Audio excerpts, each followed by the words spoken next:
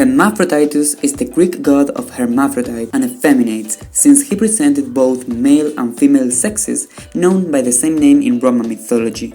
He was the son of the gods of male and female sexuality, Aphrodite and Hermes. He inherited his name from his parents, whereas his sister was Tyche, goddess of fortune. As Hermaphroditus was Atlas's great-grandson through his father, he was also called ATLANTIADES or Atlantius. He was sometimes regarded as an erot, that is, a winged minor deity linked to love. In any case, Aphrodite, who was married to the god Festus, decided to leave Hermaphroditus on Mount Ida, located in the region of Phrygia, either because she felt guilty or because she got rid of a reliable proof of her infidelity. Afterwards, the nymphs of the mountain would be in charge of raising the newborn, who ended up becoming a young man of great beauty.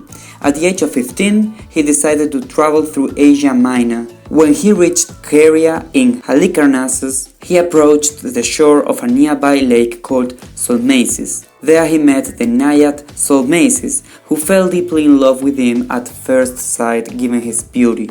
But he rejected her, so she pretended to be resigned and to living alone while she was hiding to spy on him. Hermaphroditus decided to cool off in the lake, so he undressed himself and got into the crystal clear water. At that moment, the nymph threw herself without hesitation into the lake, naked too, to try to seduce him again, since he was in his domain, fresh water. Hermaphroditus, however, continued to reject her and tried uselessly to get away from her. At this point, Salmacis begged to the gods that their bodies would never separate from each other. Olympians heard her plea and granted her wish. Both bodies merged into one forever, showing both sexes. For this reason, such a creature could not be said to be a man or a woman.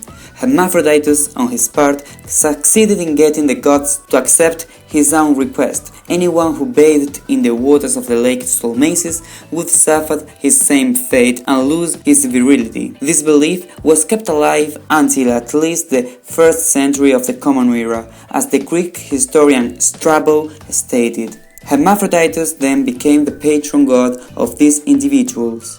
Hermaphroditus is usually represented in artistic works as a winged young man of great beauty, often accompanying Dionysus. During the Hellenistic period, Greek artists, inspired by anomalous and dramatic themes, looked at the figure of Hermaphroditus for the fascination that he entailed, so they represented him with male and female features, usually with male genitalia and female thighs, breasts and style of hair.